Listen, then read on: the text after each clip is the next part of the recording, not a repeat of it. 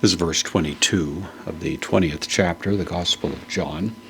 We're in this gathering in which Jesus has now shown up in the midst of his disciples who were hiding behind locked doors, and he has given them the message of peace, and has affirmed and asserted that that is in fact what they are having and what they're going to need, of course, as he's sending them out. Just as the Father sent me, I'm sending you.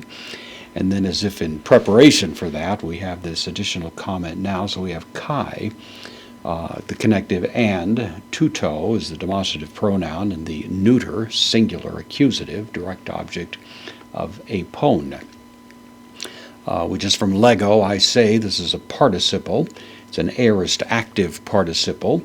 It's masculine singular nominative, meaning it's describing the subject of the sentence, which in this case is Jesus.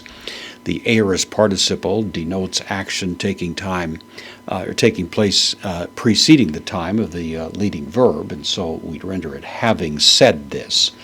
So having said this, and then enophusein. This is from emphusao, which is based on a Greek root phuo, which actually means to puff or to blow your breath out a little bit. Emphusao is a cognate word which means to breathe in or to breathe on. It could be either one, and that's commonly taken to be the sense of it. It's breathing on them. And so having said this, this is the third person singular, aorist active indicative. He breathed impliedly on them. Kai lege, third person singular, present active indicative. He says. Autois, indirect object. Dative, plural, masculine. He says to them. Then labeta, this is the imperative. It's the aorist from lambano, to take or to receive, and so it is usually suggested to take or to receive, to receive. This is the imperative, second person plural, so take or receive.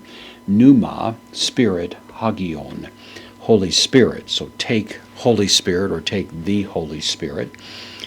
Somewhat similar, of course, to what we see on the day of Pentecost. It's been pointed out that, in a sense, this moment is to the resurrection what the day of Pentecost was to the ascension.